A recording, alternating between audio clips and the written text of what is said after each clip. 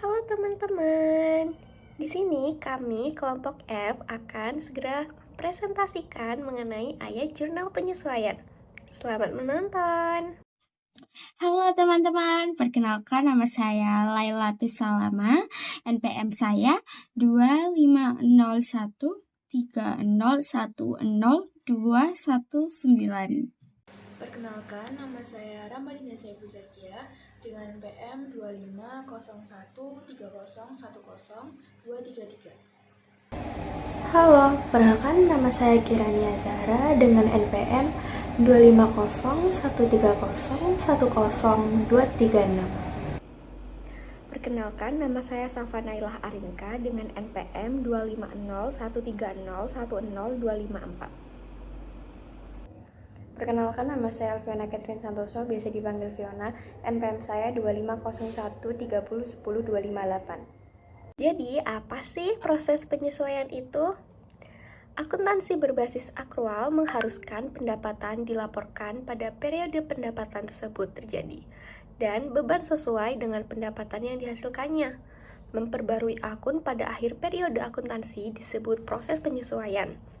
Setiap ayat jurnal penyesuaian memengaruhi akun laporan laba rugi dan laporan posisi keuangan. Dua klasifikasi umum akun-akun yang memerlukan penyesuaian yaitu akrual dan juga tangguhan. Akrual mencakup pendapatan yang masih akan diterima dan beban yang masih harus dibayar. Tangguhan mencakup pendapatan diterima di muka dan beban dibayar di muka. Jadi, jurnal penyesuaian untuk akrual mencakup pendapatan yang masih akan diterima dan juga beban yang masih harus dibayar.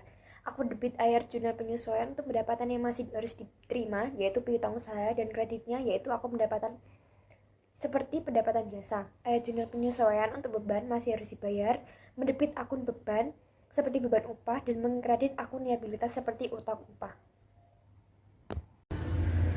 Ayat jurnal penyesuaian untuk tangguhan mencakup pendapatan diterima di muka dan beban dibayar di muka. Ayat jurnal penyesuaian untuk pendapatan diterima di muka itu mendebit akun pendapatan seperti sewa dibayar di muka dan mengkredit akun pendapatan seperti pendapatan sewa. Lalu untuk ayat jurnal penyesuaian untuk beban dibayar di muka mendebit akun beban seperti beban upah dan mengkredit akun liabilitas seperti utang upah.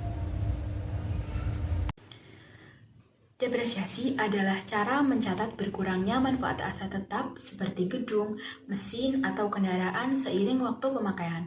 Dalam jurnal penyesuaian, depresiasi dicatat dengan mendebit beban depresiasi agar terlihat sebagai beban dan mengkredit akumulasi depresiasi yang menjadi akun pengurang nilai aset. Dengan begitu, nilai buku aset tetap dapat diketahui, yaitu harga perolehan dikurangi akumulasi depresiasi yang sudah tercatat. Namun, ada pengecualian untuk tanah. Walaupun tanah termasuk aset tetap, tanah tidak disusutkan karena nilainya tidak bisa berkurang, bahkan bisa meningkat dari waktu ke waktu.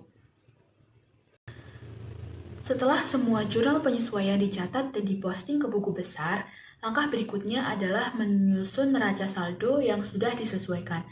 Neraca saldo disesuaikan ini berfungsi untuk memastikan bahwa jumlah saldo debit sama dengan jumlah saldo kredit, sekaligus memberikan gambaran kondisi akun yang sebenarnya setelah penyesuaian dilakukan. Di sini saya akan menjelaskan tentang analisis vertikal. Apa sih analisis vertikal itu? Analisis vertikal itu adalah cara di mana kita membandingkan setiap item di laporan keuangan dengan totalnya. Jadi bukan dilihat dari angkanya saja, tapi dilihat juga dalam bentuk persentasenya. Contohnya, di neraca atau laporan posisi keuangan, kalau total aset perusahaan 100 juta, lalu kasnya 20 juta, maka kas itu berarti 20% dari total aset. Sama juga untuk kewajiban dan ekuitas. Semua dinyatakan dalam persentase dari totalnya. Sementara di laporan laba rugi, setiap komponen biaya atau pendapatan kita bandingkan dengan total pendapatan. Misalnya, kalau pendapatan 100 juta, lalu biaya gaji 10 juta, berarti biaya gaji itu 10% dari pendapatan. Apa sih manfaatnya? Nah, manfaatnya itu untuk analisis vertikal ini, kita bisa dilihat proporsi keuangan perusahaan lebih jelas, mana yang besar porsinya dan mana yang kecil, sehingga lebih mudah untuk membandingkan kinerja perusahaan, baik dari tahun ke tahun maupun dengan perusahaan lain. Sebagai penutup, dapat kita simpulkan bahwa ayat jurnal penyesuaian berperan penting dalam memastikan laporan keuangan menjadi akurat. Sedangkan analisis vertikal membantu kita melihat proporsi setiap pos keuangan dengan lebih jelas. Demikian presentasi dari kami. Terima kasih atas perhatiannya dan mohon maaf apabila ada kesalahan kata maupun penyampaian.